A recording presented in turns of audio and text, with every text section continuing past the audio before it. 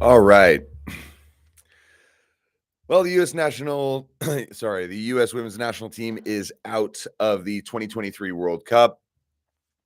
That was this morning. I watched the game, best I could. It was at 3 a.m. for me. So I got up, watched sort of the first half. We'll say I fell asleep for a good amount of the first half. Second half, I was a little bit more alert. Definitely watched everything about extra time and penalties. And yeah, I was pretty shocked, mostly because of the actual way it ended. The finale was bizarre. The penalty shootout was crazy.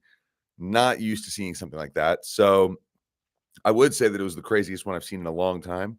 But I saw that Leagues Cup one between, I believe it was Leon and Vancouver, and there was like, I think the score was 16-15. It was crazy. It was so many guys that shot. But the U.S. women's national team is out of this World Cup. I don't think this is a huge surprise for a lot of people who have been watching the tournament and have seen a Sweden team that has done pretty well overall. They've been good in their own games, and a U.S. team that has struggled. And then today, the United States played their best game, but still lost. So, kind of want to do a little bit of a post-mortem on this because I think that a lot is being said that, in a way, is hyperbole, is like extravagant, people wanting to make a huge deal of something that is not that abnormal for big teams to go through. Um, there are countless examples across the men's game and the women's game of world champions or champions of Olympics or Euros or whatever who simply fail in the coming tournaments in the coming years. And how do they rebuild tends to be the big question. If they are a team if they are a program or a team or whoever that are able to rebuild and win again down the line, that I think shows a lot of superiority. So there's plenty of examples of that. We can get into that a little bit later. I've got a little bit of a agenda here to keep myself a little bit on track to make sure I don't just stream of consciousness talk about everything. Because I think there are some things that are actually interesting to mention and things that are probably more that we can bat away, but maybe that also need to be covered. So first of all, the history for here. The United States have lost a World Cup match for the first time since 2011. Sorry, I was just getting a call, and sometimes it commandeers my audio. For the first time since 2011, the United States women's national team have lost a World Cup match, and that was the final against Japan. That's a long time ago to not lose any games. In that time, they won 2 World Cups. So the record for this team is quite astonishing. These runs end somewhere, right? You kind of hope that it would end in the group stage, like Argentina losing to Saudi Arabia first game. Okay, you build up and then you win from there. But that's not the way it goes. These tend to be, if you're a top team and you're at the top for a while, that loss tends to be big, tends to be impactful, tends to hurt a lot. And sometimes it can be in huge moments because you're a team that makes it deep in competitions. So the likelihood is that when you do lose, it's going to be a difficult, painful loss because it's going to be for a lot of stakes. So that's not a bad thing for the United States.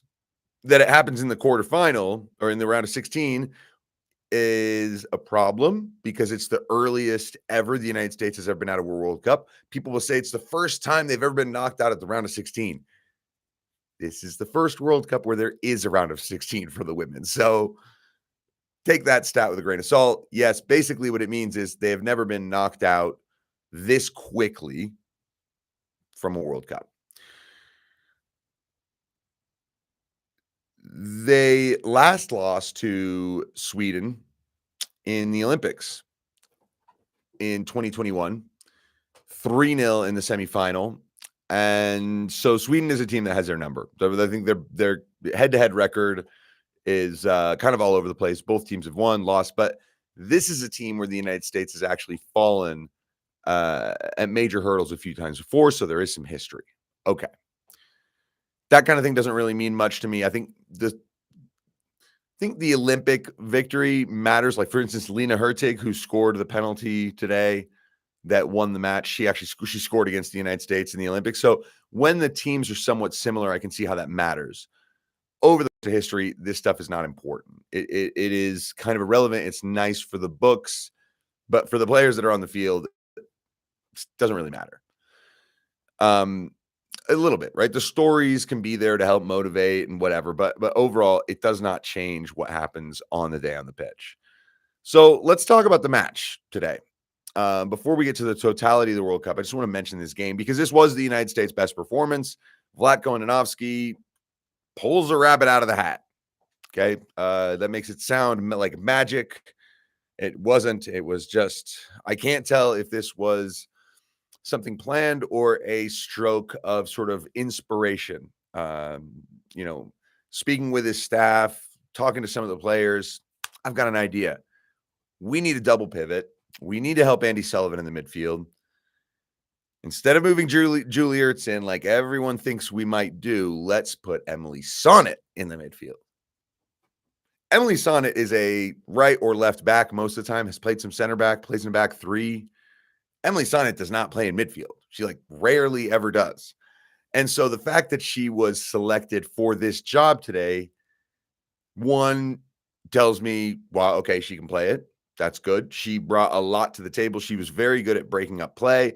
She had that sense of, you could sense the presence that she brought was, okay, I'm not phased. I'm an experienced player. I know what to do. I've got support and help. I'll just break up play and get the ball going in the direction that it needs to go. Good. What worked really well, she played well, but here is the question. Everyone is clamoring for Julie Ertz to be moved back into midfield. I actually understand why Vlatko did this. When you look at the center back pairing of Naomi Girma, who is completely fresh at this level and played fantastically. She had a great World Cup, but she's fresh at this level. So to have, say, Emily Fox next to her and go with a brand new center back pairing in a World Cup, I can understand why as a coach you would be like, I want a veteran. I want a leader from the back. Also, Julie Ertz is good in the air, defensive headers, offensive headers. And in this World Cup, there have been a lot of goals from headers, lots of crosses, lots of balls into the box, from set pieces, obviously corners as well. And I think that Vlatko was like, look, I need a presence in the air in the center of defense. Can't just have two good defenders back there. I need someone who is a beast in the air back there. That is one of the reasons I think that Julie Ertz was there and why she stayed there. So Emily Sonnet goes into midfield. Interesting idea. You brought Savannah DeMello. Okay. Rose Lavelle suspended. Before we continue, I just need to say this about Rose Lavelle. Rose Lavelle did not play in the first match. I believe not at all, or maybe a little bit. She plays in the second game against the Netherlands, comes off the bench, and within 5 minutes gets a yellow card for a hard tackle on Jackie Gronin. And there was something about that people liked. They're like, yeah, she came on the field and got stuck in, which no one was doing in the first half. So your creative player comes on the field in order to basically be a butcher. It's a little weird. Okay, it works in that game against the Netherlands. But then she does the same thing against Portugal, has a really bad tackle, gets a yellow card, and that's the last we see of Rose Lavelle in this tournament. And that is a huge disappointment. So either way, Emily Sonnet takes her place, and that is a strange decision to me because, look, like I said, either that's a stroke of inspiration where Vlatko's like, you know what? I've got a center back here who's kind of a luxury piece in this squad. Right back, left back, center back. But I can stick her in the midfield in this game, and it could work. Did he have this as an idea rattling in his head before the tournament when he selected Sonnet? That's one question I would have. If not, if Sonnet was brought specifically as a backup defender, and then in this final match, you go, we don't have Rose Lavelle. I know. Let's use Sonnet in the midfield. To me, that shows a certain level of unpreparedness, that you chopped and changed something where only one player was missing through suspension. This is not like you had 4 injuries and suspensions and you had to figure something else out at the last minute. I don't know if Vlatko had this plan before the World Cup or had thought of this. I know he didn't experience with it. I know that many people were like shocked that Sonnet was in the midfield. So I think that's something to be said. And if it is a situation where it's kind of a stroke of inspiration to decide, well, let's try this, I think that goes to show you that this team was not prepared to win this competition from the start. That a lot of experimentation is still going on within this squad, within this group of players. From the manager, don't know if he'll survive this, kind of doubt it. But overall, that's my whole thing on Emily Sonnet, because she played well and I want to give her credit for that. But my whole thing on her is it felt like improvisation from a coach during a tournament when you should have everything planned out long in advance. All right. The match, first half, opening 15 minutes, Sweden, the United States battling it out. Looks like it's going to be a good game. And then pretty quickly, I think it was before even the 20-minute mark, the United States just got a hold of the ball and Sweden just dropped off. And that was it for the rest of the match, pretty much. Sweden barely attacked. They were, I wouldn't say content to just sit back and soak up pressure because they had to take a lot, probably more than they would have liked, for sure. But the United States just was not able to create good enough opportunities and enough of them to punish this. I actually think this is not a good performance from Sweden. So anyone who's looking at this going, "Oh, Sweden, they vanquished the US. Look how brave and strong they were." I don't consider this to be all that good of a team. I think anyone who's rating them as contenders to win it would have to they would have to do a similar smash and grab either against Japan or Spain or England or France. I don't think this Swedish team is top 4. I don't. But that's the thing about teams like this. If you don't score against them and you let them hang around, eventually they can hurt you or make you hurt yourself is kind of how it ended up feeling today. One of the biggest issues that I had with the United States today, the reason they didn't score, the chances that they were creating were sometimes really good, getting into good positions, but then they would rush the shot or to either take it too early and maybe they could have gone a little further close to goal, or they just shot when they were not on balance or didn't have a good angle and they could have done something different. This happened multiple times. Lindsey Horan hit the crossbar in the first half on corner kick. That was a good chance. But I remember Trinity Rodman in the first half getting a shot off right at the goalkeeper. Then I wrote down a few others. Lindsey Horan in the 56th minute sort of screws a volley wide of the goal, just mishits it completely. Sophia Smith got a ball at the back post. It was flicked onto her. She had time and space, took a huge touch, ended up colliding with the goalkeeper. Alex Morgan in the 83rd minute, the ball's on her right foot. She's sort of falling over as she shoots with her right from a poor angle into the side netting. She had a shot on her left foot a little bit later in extra time that she sort of shot near post right at the goalkeeper. And okay, this is the thing. The goalkeeper made 11 saves, but how many were really good, difficult saves to make? I'll give you one. There's one clear one, and that's Lindsey Horan's volley. It is a fantastic save. But also, and it's a great save. Like, I'm not going to take anything away from the goalkeeper here. But make no mistake, if you watch the shot that Lindsey Horan took, if you watch that shot, the way it is curling with her right foot, it's very good. It's on target. It's a good hit, low, goes through some traffic.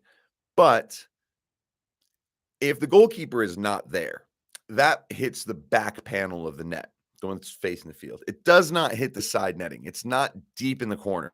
And if she hits it deep in the corner, I mean, that is a goal. There's a goal. The goalkeeper is able to make a reaction save where she sees it and she's able to sort of chuck a hand at it without actually diving. And she's making the save as she is sort of extending out. It's not a full extension fingertip. So I'm not criticizing Lindsey Horan here. Much love for Lindsey Horan, Colorado native, just like me.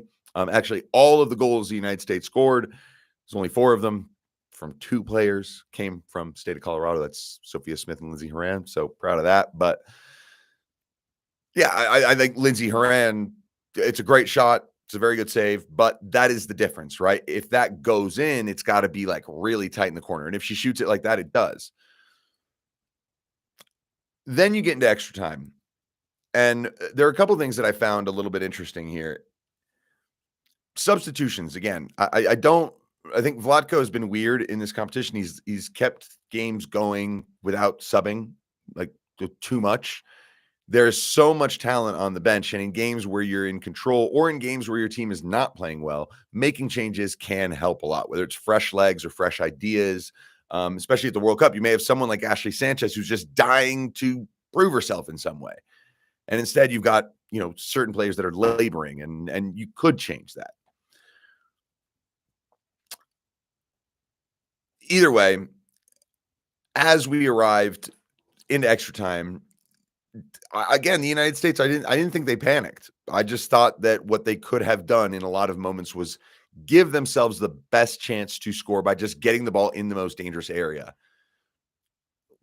My issue with a lot of the shooting, a lot of the chance creation, a lot of the crossing as well, there were just so many situations where one more pass, one more touch or turn, just something to slow down the opportunity and be patient, look for the best thing would have made a difference. I think back on Alex Morgan, especially those two instances, the one where she hit the outside of the net with her right foot and just hit the goalkeeper near side with her left.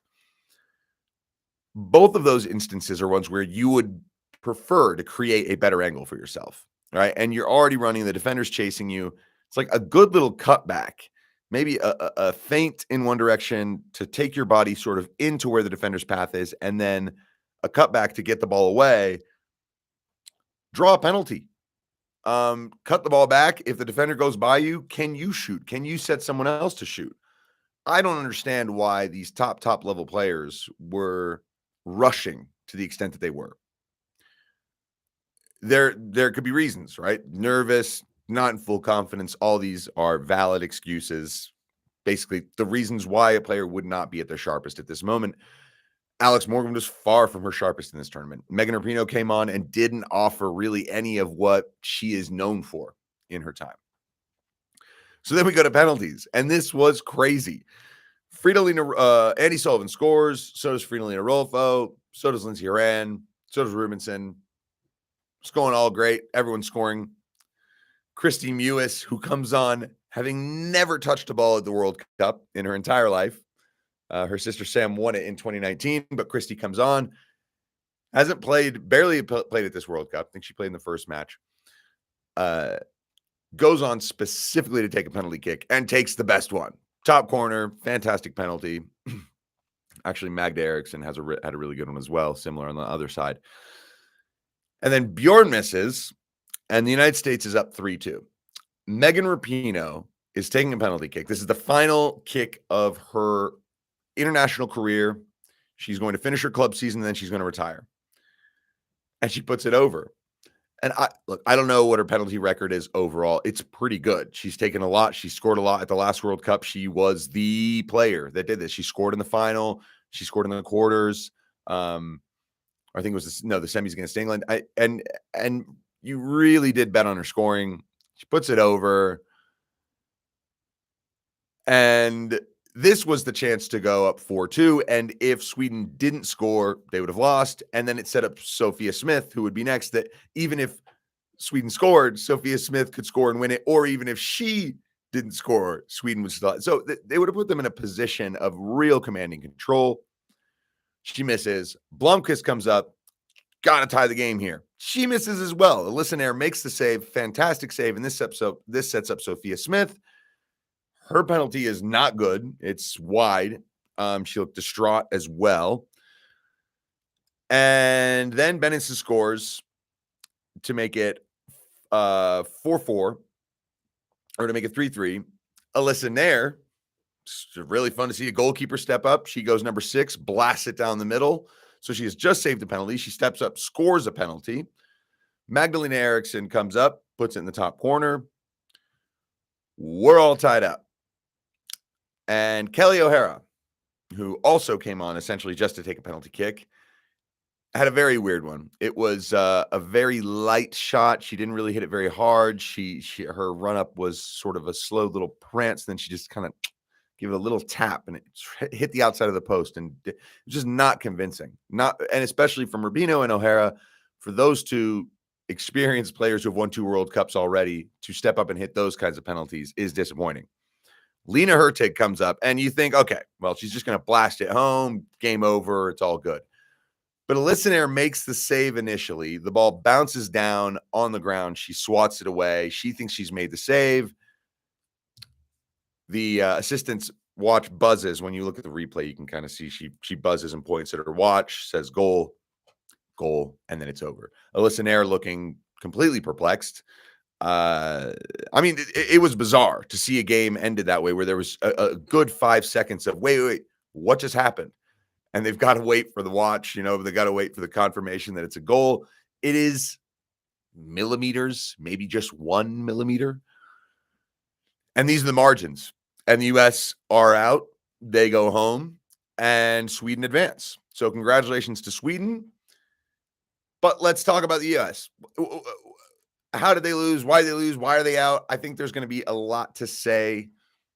Just the first thing I want to do is go back to after the 2019 World. First of all, they won the 2015 World Cup, and they were not impressive in the group stage. Carly Lloyd starts scoring goals in the knockout round, and then the final makes it seem like they were dominating the whole time. They beat Japan 5-2. It was like Carly Lloyd scored from almost half field. And then in 2019, they were very good in throughout the whole competition.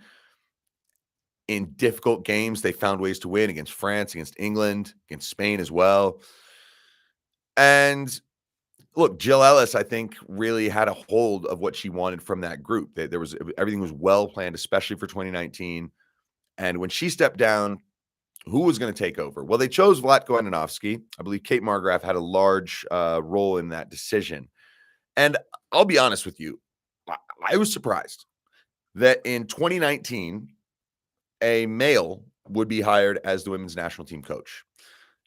Going through equal pay disputes at that point in time, there was something that felt like you should probably just put a woman in charge, because a man, it feels like it's just, he can't go in there and just, make decisions like Rapinoe. Congratulations, 2 World Cups, you're gone. Alex Morgan, I might need you.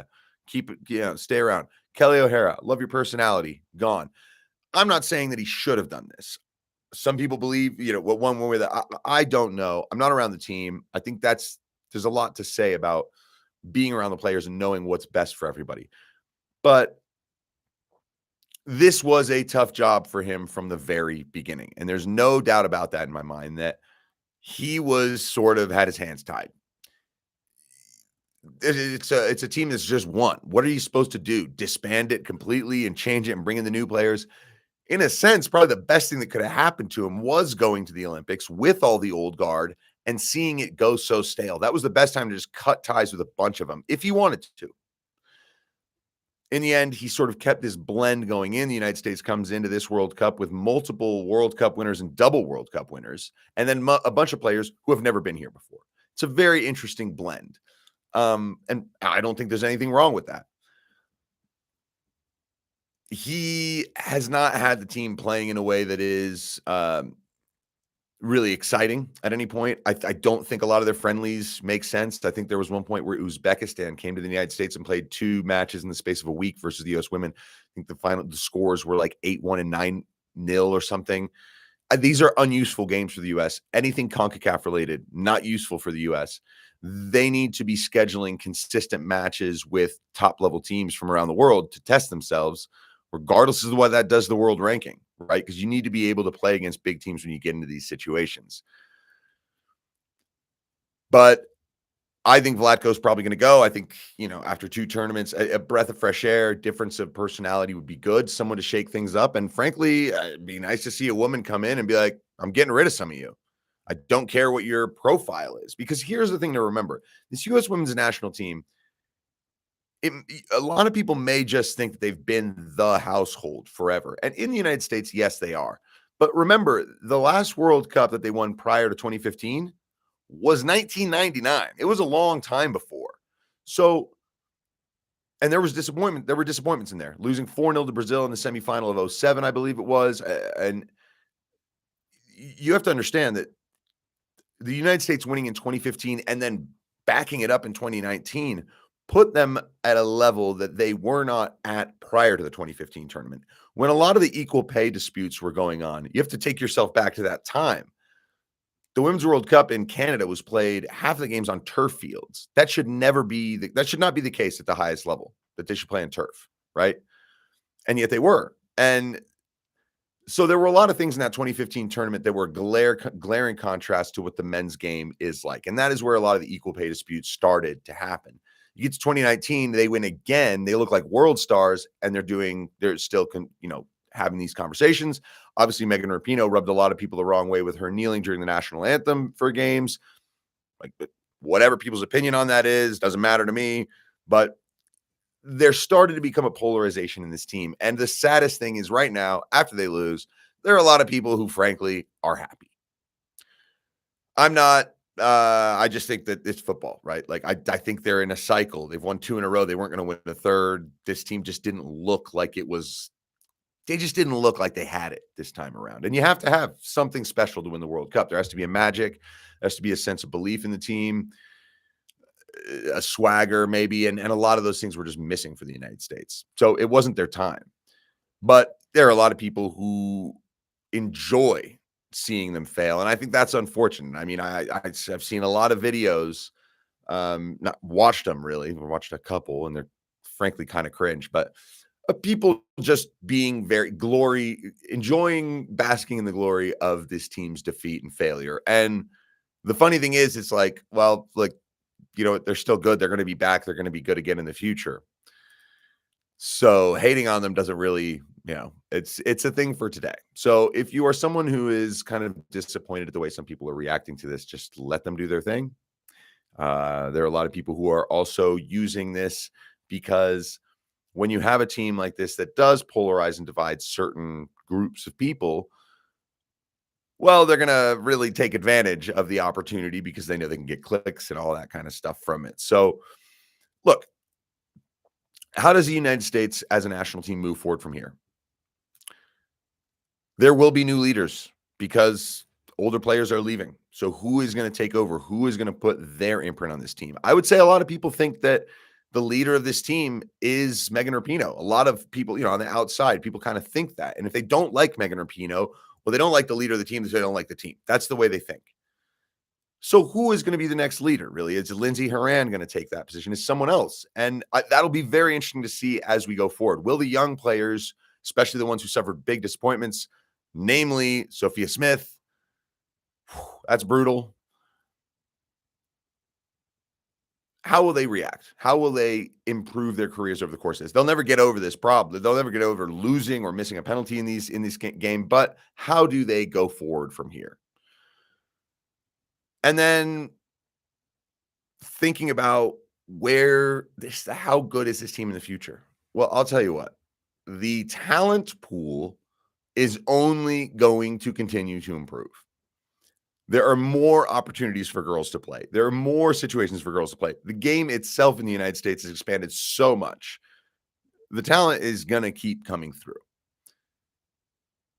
How you organize it, how you identify players from young ages, get them in the systems, what kinds of players you look for, all of that is going to matter in terms of how good the team can be, how deep the team can be.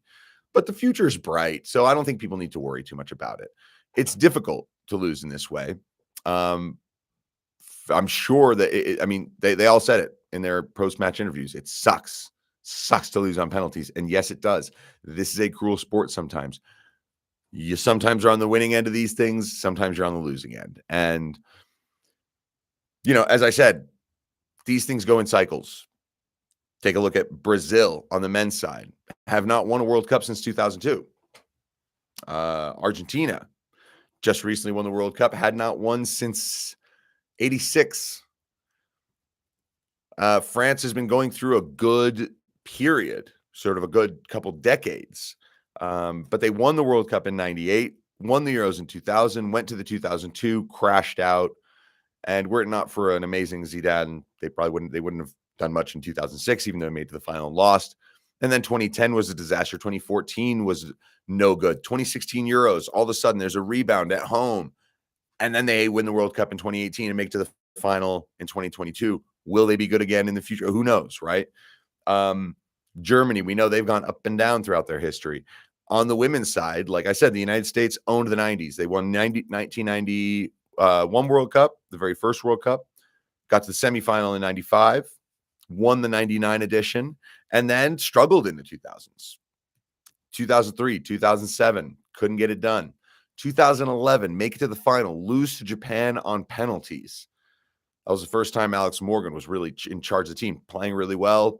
And it was a cruel, cruel defeat. I mean, Japan survived that game in a lot of ways and ended up winning. And then 2015, the U.S. rolls around, wins it, comes back, wins again in 2019. Difficult Olympics, difficult World Cup. How is the team going to move on from here? I think the turnaround could be quick. I think the United States could be easily, I mean, they will always be one of the favorites and front runners every single time. So we will see what happens. But I would just like to say, overall, this was not a tournament where they played well. This was not their time. That's pretty much all we need to say about this edition. Change will come. It's the way it goes.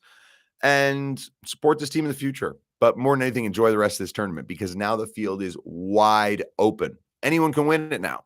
I mean, anyone can win it. And it really is interesting. If you think about this, the only teams to have won the Women's World Cup are the United States, Norway, Germany, and Japan.